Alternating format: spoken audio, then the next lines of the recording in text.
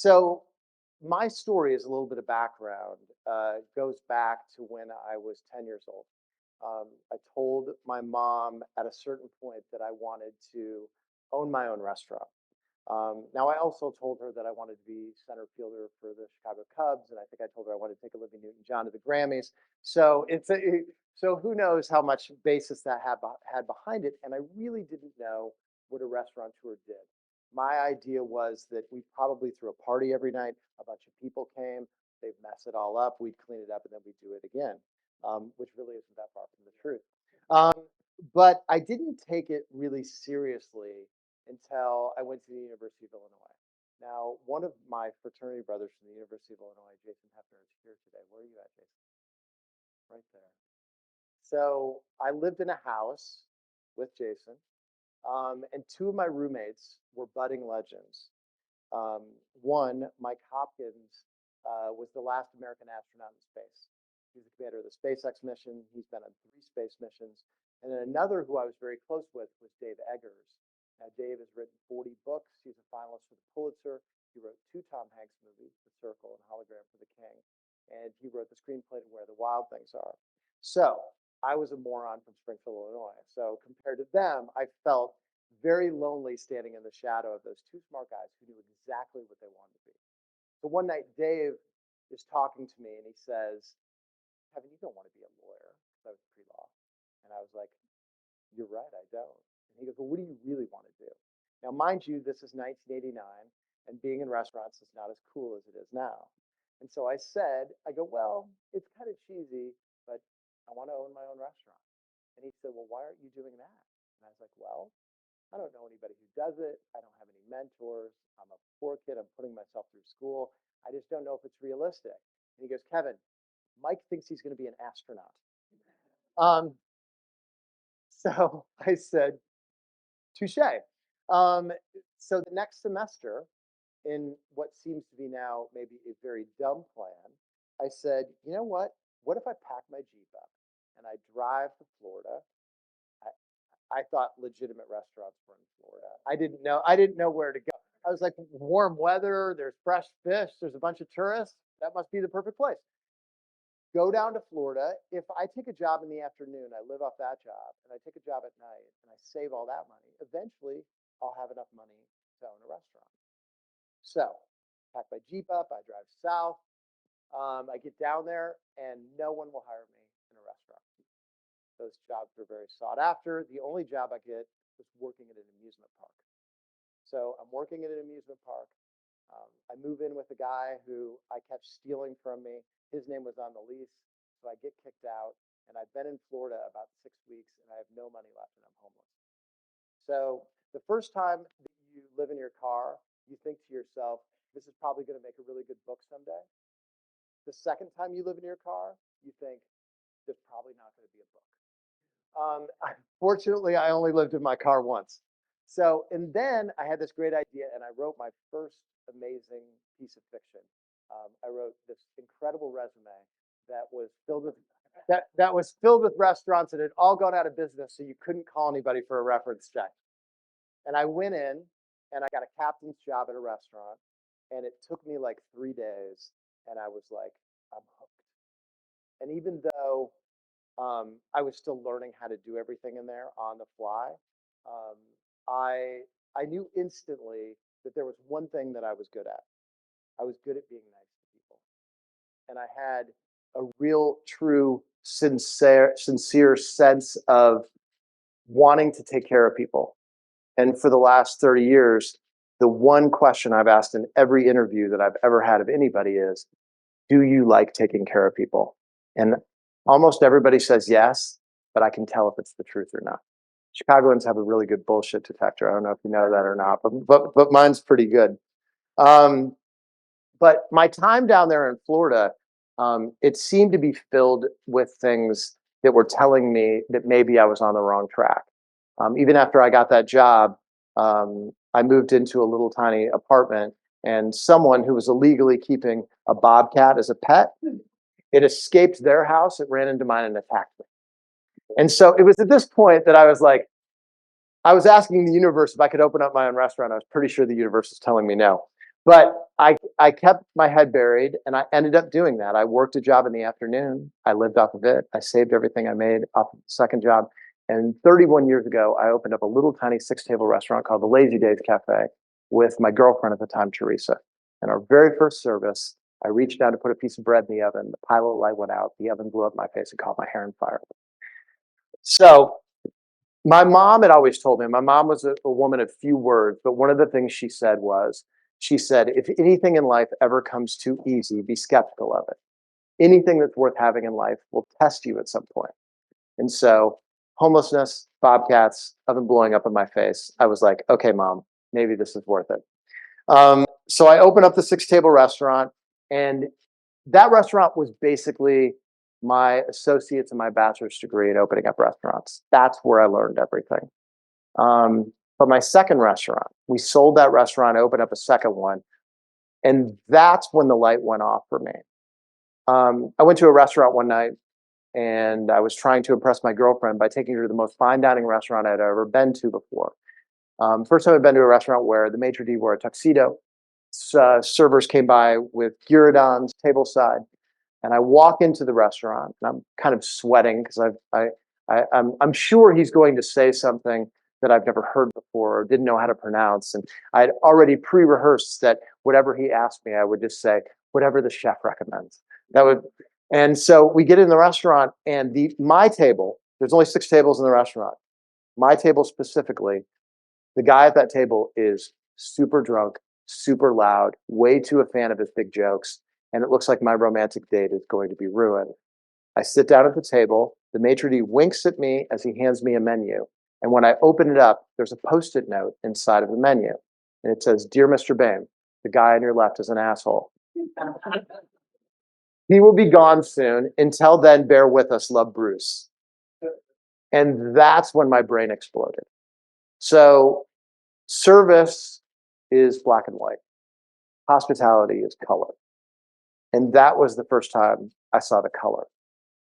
I was like, so wait a second. What you're telling me is I have a blank canvas inside my restaurants. I can do anything. And at that point, I was just learning what service was. Service was I serve somebody from the left side with my left hand to keep my body open to them. This is how I hold a plate. Don't keep my thumb on it. That's all the stuff I was learning. Hospitality is what excited me and kept me going in this business. And I started to go out and take some chances. And so my big moment, and what I call this is being a cameo performer in the biggest moments of people's lives. That's what we really get every single day. So a guy walks into my second restaurant and he had bought it out for the night, and it was his 25th wedding anniversary. And he brought with him a bottle of 1961 Chateau Lafite. So Chateau Lafite, one of the 5 first gross, 1961, perhaps the best year in the history of Bordeaux.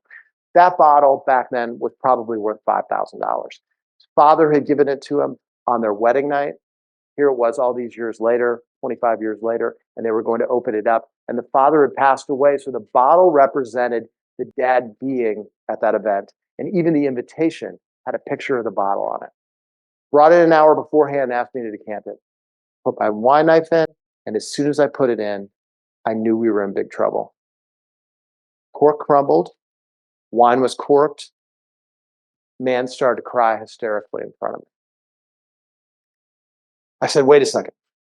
You and I are the only 2 people that know that this bottle is corked. I was like, what if we replace it with something? He goes, Kevin, these people are very wine savvy.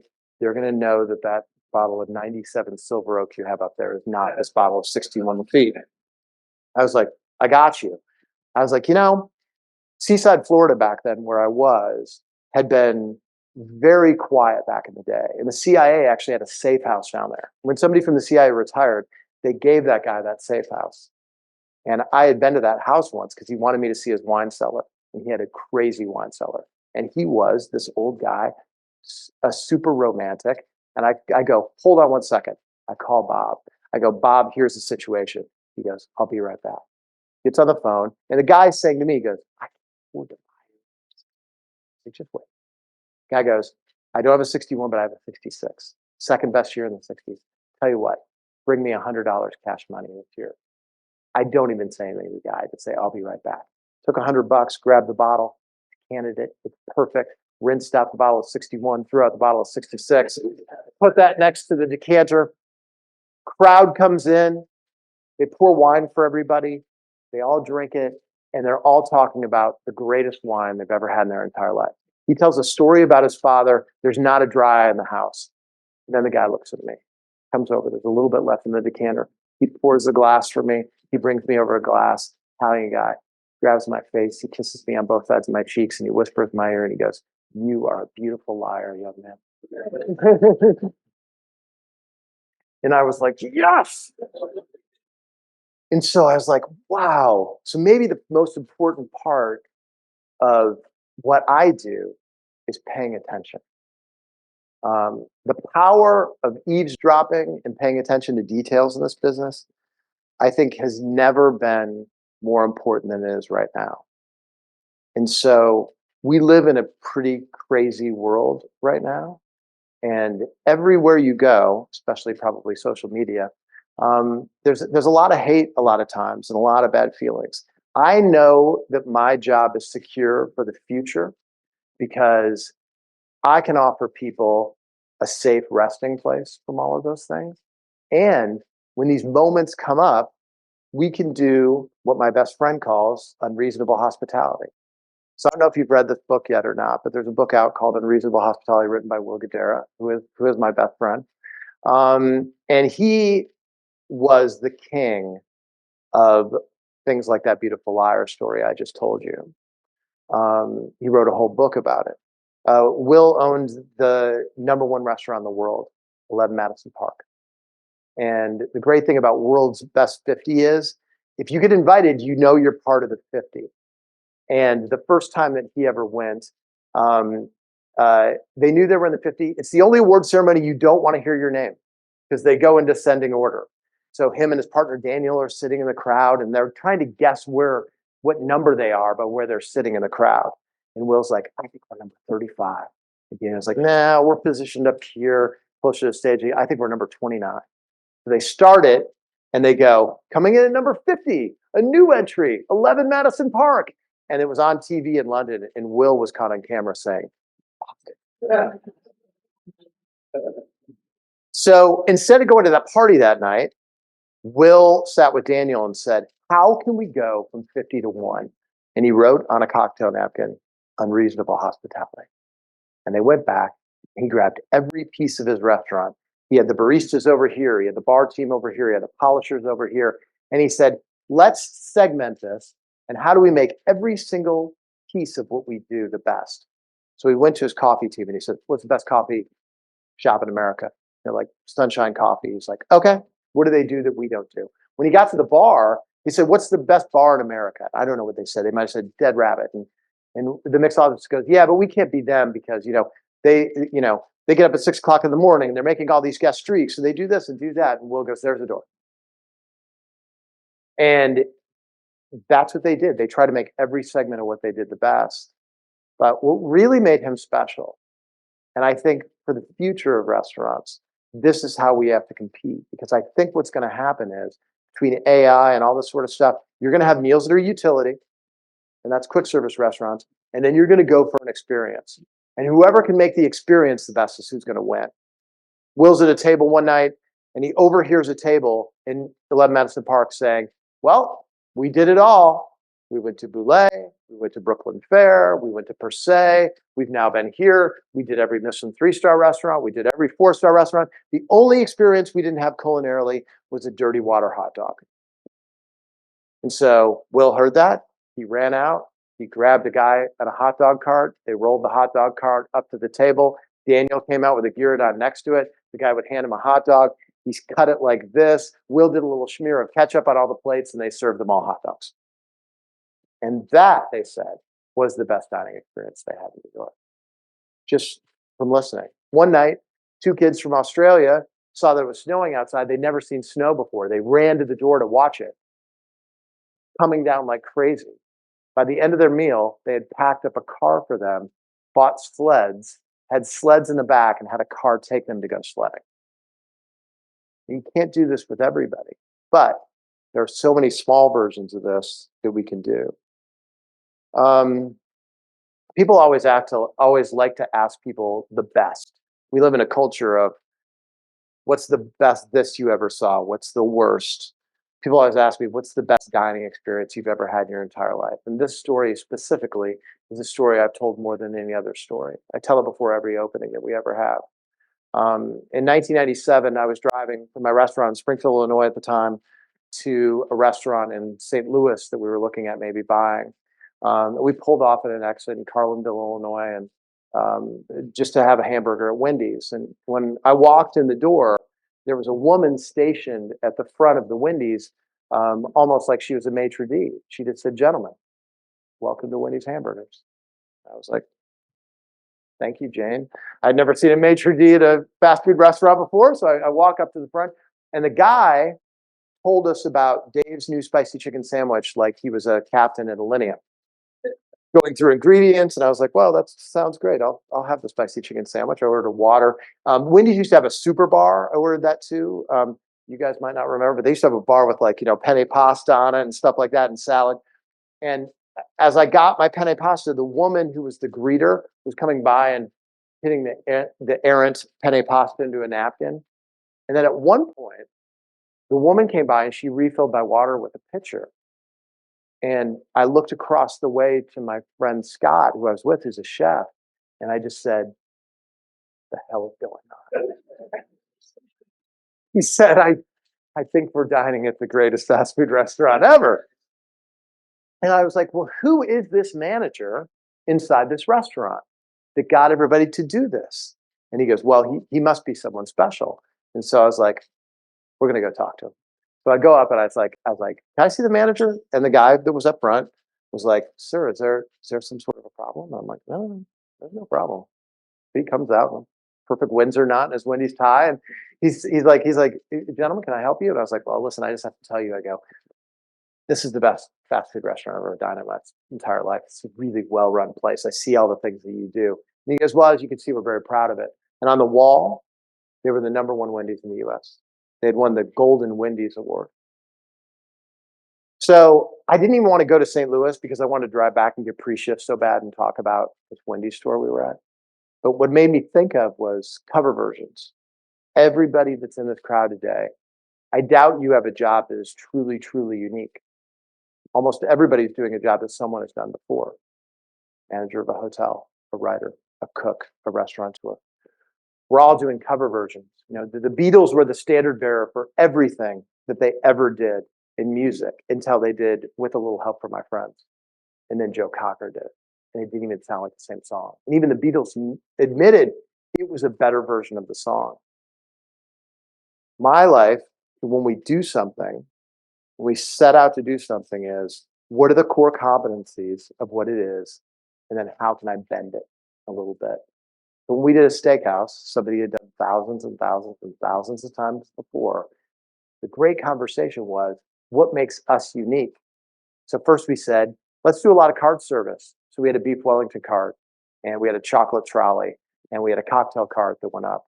And we said, what if we have a magician who roams the table? This is true. At Swift and Sons, you can go on and you look at the menu. It says magic show at the table, 10 minutes, $40. We have a magician who, the first magician we had performed for every U.S. president, had been on the Tonight Show 10 times, and he would go table to table and he would do magic. And those were the things that made us unique. But I don't think without that Wendy's experience, I would have thought in that exact same way. Um, I want to tell you four stories. One is about turning criticism into excellence. One is about staying humble no matter what someone has given you as an accolade. One is about writing scripts, and one is about the power of information. Um, the most difficult customer I've ever had in the history of my company was a gentleman named Herb here in Chicago. Every time that Herb would walk into the restaurant and have a dining experience, he would give me an email that was as long as a Pete Wells review in the New York Times. And I went back and looked at some of them recently, and they were even like, I thought that there were a lot of scuff marks on the host's shoes. He looked at everything. And at first, I was like, anxious to make things right. But after a year of getting them, I hated Herb. So one night, I gathered my entire team and I say, tonight, we're going to beat Herb. And I had a board out and almost probably looked like, like a Nick Saban football coach kind of, plays. You're going to go here and I'm going to go here. And I was like, there is nothing we're going to miss with this guy tonight. And the one thing that I knew I could not control was the valet. So I stood at the valet, and when Herb pulled up, I got his ticket from him. And I'm like, thank you, I'll take your keys. And he walked in the door. And here's the amazing thing about restaurants. No one in a restaurant is more important than any other person, because if one person drops the ball inside of a restaurant, it's all ruined. That's why there should be so much mutual respect inside of a restaurant. So when he walked up to the front, the woman who had put his reservation in 2 days before had put it in correct and at the correct time. We had also guessed exactly that the person who sat before him had only sat for an hour and 45 minutes, so his table was clean and reset. The polisher had polished every single plate and every single piece of silver and every glassware perfectly. There were no smudge marks. The person who printed the menu the day before had no misspellings on it. There were no smudge marks. We gave them the menus. The server came over. They were compelling. They were charming. They knew their stuff. They could answer any questions. And then the food came out. Every single component of every single prep person had prepped it correctly. Hot food hot, cold food cold. When he went to the bathroom, it was clean and it was stocked. Dessert comes out, it's delicious. The check comes out, his credit card goes through. And on the way out, no less than 6 people said to him, good night, sir. It was so nice to have you tonight. And I was standing at the host stand, and he put his hands on my shoulders and he goes, Kevin, that was a goddamn dining experience. He walks out the door. I high five the general manager. I go back and I hug the chef. I go, see, if we put our mind to stuff, we can do anything. Go back into the dining room like a conquering hero. I'm walking throughout the dining room. And then I look 5 minutes later, he's walking back to me and he goes, Kevin, where the F is the valet?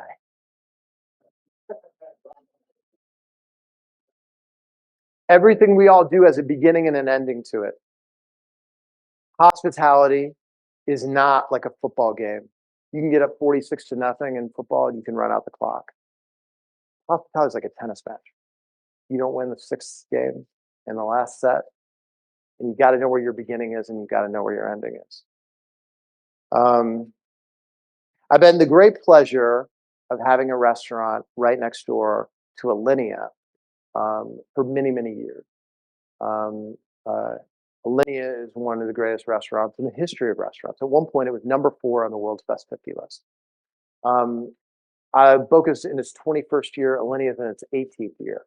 About 3 years into Alinea being open, it was named Gourmet's #1 restaurant in America. A couple weeks after that, a man walks in, 10-gallon cowboy hat with his wife. They go and they sit down. The server walks up and he goes, folks, we have a 12-course menu and we have a 24-course menu, which is called the tour. And the guy goes, son, let me cut you off. Best restaurant in America ought to be able to cook me the best goddamn steak in America. So the server wisely said, well, sir, thank you for that input. I'm going to go talk to Chef Achatz. And he goes back and he goes, Grant, this guy says it for the best restaurant in America. We'll be able to cook the best steak in America.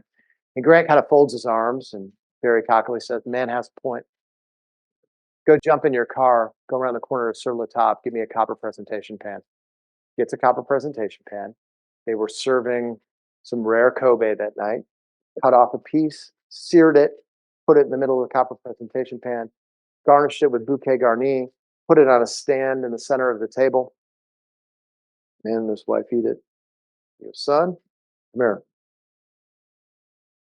That was the best damn steak I ever had in my entire life. Now give me that tour thing you talked about. Then they ate all 24 courses. I love that story so much because Grant could have easily said, we're a steakhouse. We do molecular gastronomy. This is what we do. Living in a house of yes in the restaurant business. This is this other component of what sets you apart in this world. There's so many, it's like 5 different kinds of restaurants. There are bad restaurants, there are below average restaurants, there's average restaurants, there's good restaurants, great restaurants, and there's iconic restaurants. Make that jump from great to iconic.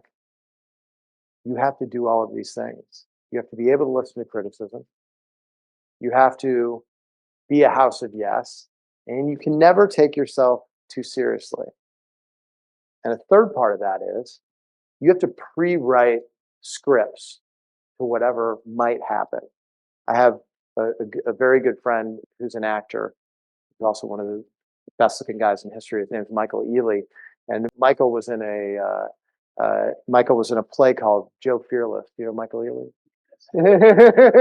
I saw your face. The blue eyes are startling. I can't even look him in the eye. No, and Michael was in a play called Joe Fearless, and he was telling me about it one night. And it was on off Broadway, but the stage was it was mostly a basketball court, and then part of the stage was a man's apartment, supposedly watching the game.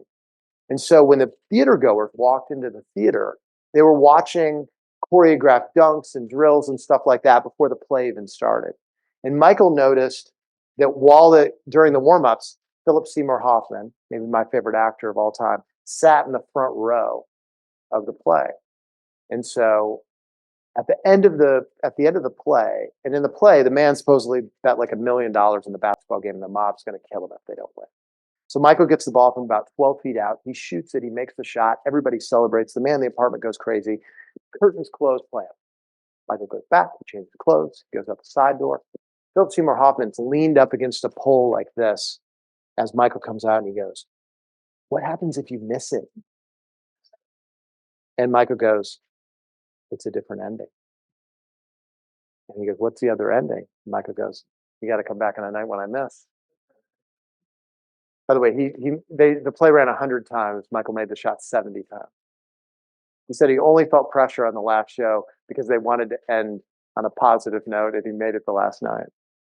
But the point is, we all in the hospitality business write different scripts for every situation. The person at this table might have the greatest meal they've ever had in their entire life. The woman might lean over to grab something and catch her hair on fire on the candle. I know what I'm going to do in both cases. So we're really script writers. And having this intuitive sense of what you're going to do in every situation is super important. I talked about Will before. Before I even knew him, I had dinner at 11 Madison Park one night, and it was the first time I'd been nominated for a Beard Award, and I really felt like this country bumpkin going to the city. We got nominated, but I didn't get invited to any parties. I didn't know very many people in New York. I made a reservation on Open Table at 11 Madison Park. I thought that'd be a great place to go, and we were just like, okay, let's, we're gonna lose gracefully tomorrow. Let's go have a nice meal. So I walk in the door, and I literally got one foot stepped inside the door, and the maitre d' goes, "Mr. Bam, how are you? It's nice to see you. Oh my God, and you brought Courtney with you, and you're with Rob and his wife Kathleen. Fantastic. Oh my God, so great. Come in right this way." They brought us to the table. Danny Meyer, who owned the restaurant at the time, had a handwritten letter in the center of the table congratulating us. Second course was in the kitchen. Every single person came up and congratulated us on our James Beard nomination. Went back out of the table. Best hospitality experience of my entire life.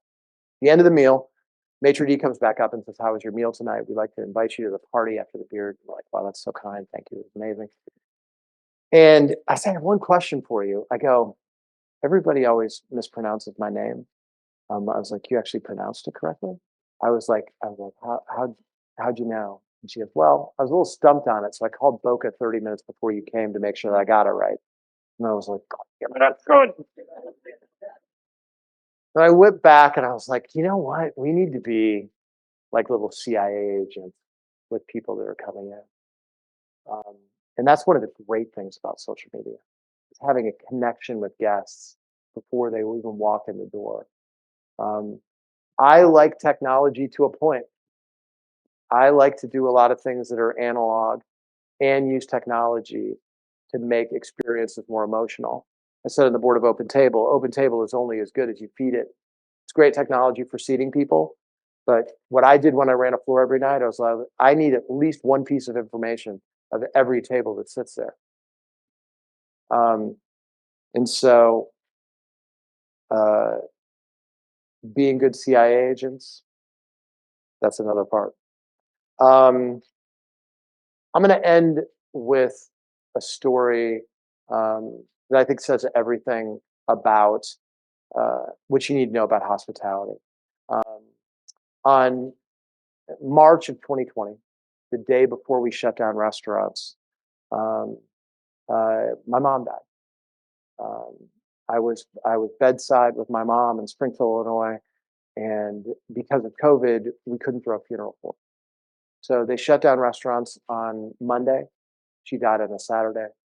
On that Sunday, I'd opened up a restaurant in Springfield, Illinois years before. I didn't own it anymore, but all the paintings on the wall were painted by my mom. I didn't have a lot of money. And so my favorite artist was George Rodriguez in New Orleans. And he painted these blue dogs. And so I showed my mom one of the blue dogs. I was like, "Can you paint this?" She painted it, and it was perfect. And I was like, "Mom, I need 17." So she painted 17 different blue dogs for me, and they still exist on the walls in Springfield. So we dined there that night. I was like, "We can't have a funeral, so let's get 16 people together that loved her, and at least we'll be surrounded by her paintings." We went there, and at the end of the meal, the current owner came up, and he said, "Hey, Kevin, I'm really sorry about your mom. Could you tell me the story about the blue dogs again?" And then he asked me, "Which one of them is your favorite?" And I was like, "It was the first one I ever had to paint. It was the blue dog in the field of poppies." And he walked away from the table.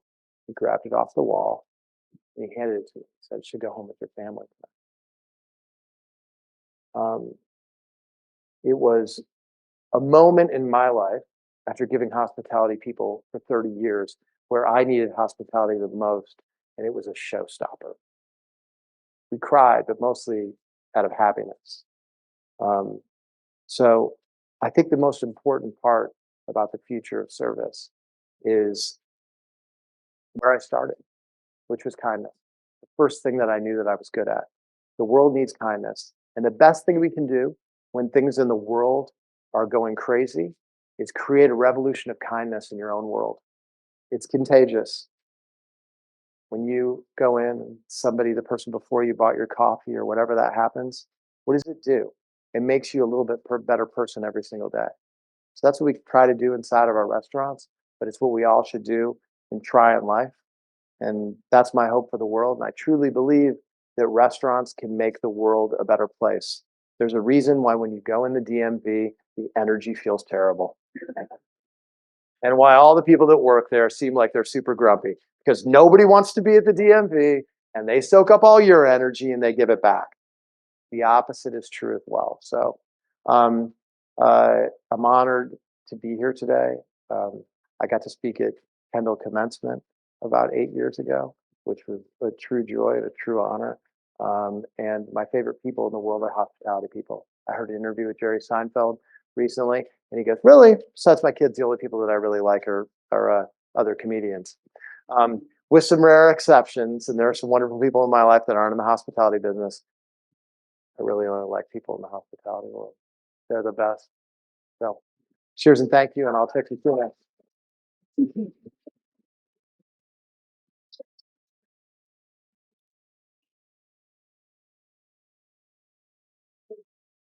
We're gonna do some questions. All right, so stay right there. Go right there. I'll answer anything.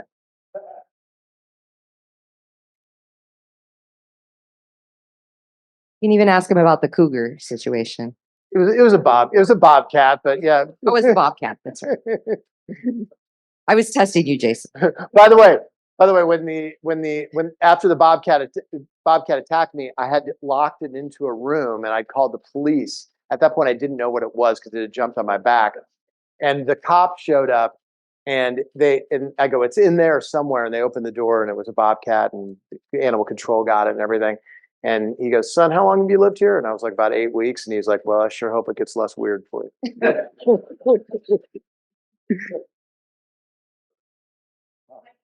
Yeah, Okay. We'll go here first. sure. Yeah. Mike, you seem like you have a booming voice. Kevin, thank you for being here. Your story, first of all, I'm Michael Krause. I'm a professor here at Kendall. I teach all the hotel tourism courses, and I was in the business for 35 years. You told a story about her, which I love, following her. It was your father. No. Oh, he would never have done that. But you told the story and it's wonderful about how you and your staff went and did everything to go out of your way to one up him, basically. But there are times, as I know, when you just cannot see that person. At what point, and then how do you end that relationship on a positive? Yeah, it's a great question. First of all, I love Herb, and looking back, he was right on most of it, and he actually made me a lot better at my job. I still see him and I don't get emails from him anymore. I'm sure there's some other restaurateur who's getting crazy emails from him, but he really made me a better restaurateur. Now, there are people, when I first opened Boca, I was having my first child, and I was so scared that we were going to fail that it didn't matter what anybody did to me back then. I was a gentleman and I would try, and that included, someone who pulled me by my lapels down to him, by my suit lapel down to his face and said, "Bring me my food now." And so there was this period of my life where I was just like, "Yes, sir." Um, I don't do that anymore. And so there are people that I've fired before as a customer. And I think mutual respect is a really important thing. I also think that people get chances. I think that I see people in great moments. I see people in bad moments. People have bad moments all the time. I don't believe in um, I don't believe in full cancel culture for. It depends on what you're doing, of course. But like somebody makes a mistake in my restaurant, and they've shown something in a bad light. I will have a conversation with them, but I'd like to give them an opportunity to correct it. And so I remember one customer that was constantly giving my staff a hard time, and I just said, "Dr. Blank," I was like, "You can't treat my staff this way. If you want to continue coming into my restaurants, you're going to have to change your behavior." Period. End of story. Which he apologized for, and then I asked him to apologize to the server, which he did. But then he came back about 2 weeks later and did something again, and then I fired him. I was like, "You're no longer welcome in my restaurant." About 2 years later, I saw him in one of my restaurants. He was being nice, and he looked at me kind of sheepishly and looked right back down at his plate, and I let him stay. I didn't kick him out. Are there any other questions? All right. Well, oh, yes. I'll try. Yeah. Good morning, everyone. I'm Sanya from Waldorf Astoria, and I see something really, because I'm looking at you, your body language and everything, and you are definitely present, right? So you know the names, you understand guest behaviors. But when it comes to our staff, what is what are the top three qualities that you are absolutely looking in when hiring? Yeah. I always say in interviews, I'm really looking at two things. Do I like you, and do I think you're smart? I was lecturing at University of Illinois a couple of years ago, and at the hospitality school, and I did a little exercise, and I told everybody to line their chairs up, and I sat my chair in front of the first person. I sat down. I said, "What'd you have for breakfast today?" And they were like, "What?" And went to the second person. I go, "What'd you have for breakfast today?" And they're like, I went to the third person. I go, "What'd you have for breakfast this morning?" And she's like, "Well, I like to combine my cereals." And I go, "Really?" I go, "Really? Tell me more." And she's like, "Well, I put like some Fruit Loops in there for some sweetness, and I like some crunch, so I put the cornflakes in." I'm like, "Fascinating. You're like a breakfast chef." We had this great conversation. I go, "Hey guys, she just got the job." It's not about breakfast. It's like I think that people pre-rehearse answers to questions in interviews. What I want to know, can you mix it up with me or not? So I'm an unorthodox interviewer. And through just having a conversation with somebody about life, like I was like, what makes you happier than anything else in your life? And like, man, it stumps people sometimes. They don't know how to react to this. And usually those are the people that I don't want in my restaurants. I want people who have a high emotional IQ. I want people who can take care of people. And I want people when they're having to write that script, where they got thrown off, can intuitively come up with something interesting. And so we didn't get the first look of everybody when we opened Boca. Nobody knew who I was 21 years ago. Nobody knew who Rob Katz was, my partner 21 years ago. The people that wanted the best, the high draft picks were going to One Off Hospitality or were going to Lettuce or whatever, and I was getting like the best server from Springfield, Ohio, that didn't get hired as those other people. And so, but I found all these great people, all these incredible gems of people who might not have known how to hold a plate, but they were really smart people. I was like, we could teach you that. You know, we're I think we're good enough teachers that just give me a good person. You can't teach that. You're welcome. Good morning, everyone. My name is Shiva. I'm a sophomore student at Kendall College, majoring in hospitality management. I truly appreciate for inspired me, and I love your personality, the way you're talking. Could you share some, like, what's the successful people morning habits? What you do in the morning before starting the day? Totally. Yeah. I mean, like, all right. I do like I believe in kind of New Year's resolutions, but I have a twist on it. I have it's a document on my iPad, and it's my currencies of success and my rules for myself for that year, and they change every year because we evolve as humans. Um, I like to when I wake up in the morning. Um, I write every morning when I wake up. I've been working on a book for a long time, so I just basically have finished it. It comes out next year, and so that's part of my process, and it's pretty meditative. Um, but I do something wellness wise every single morning. I learned a long time ago. Like I remember watching Oprah years and years ago, and it was her trainer said something to her. It was like this is in the Palm Pilot days. They were like, "You do whatever that Palm Pilot tells you to do. Tell it to work. Make it say work out." And so I've gotten better at scheduling my meetings in blocks, but I have to have something wellness every single day to reset myself. And the most important thing I can tell everybody here, like no matter what you do, the word restaurant comes from the restoration of someone else or the restoration of people's souls. You can't properly restore anybody else if you're not restored yourself.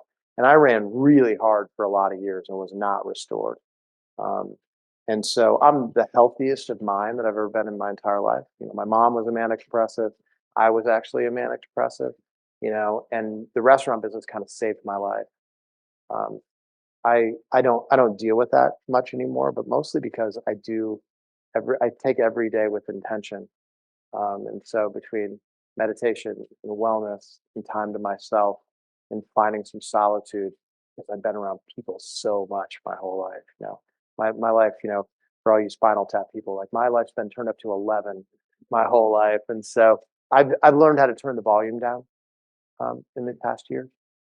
It's super helpful. So I think that recipe is different for everybody. Some people need 7 cups of coffee before they can get going and be nice to people. I need some time to myself alone in thought.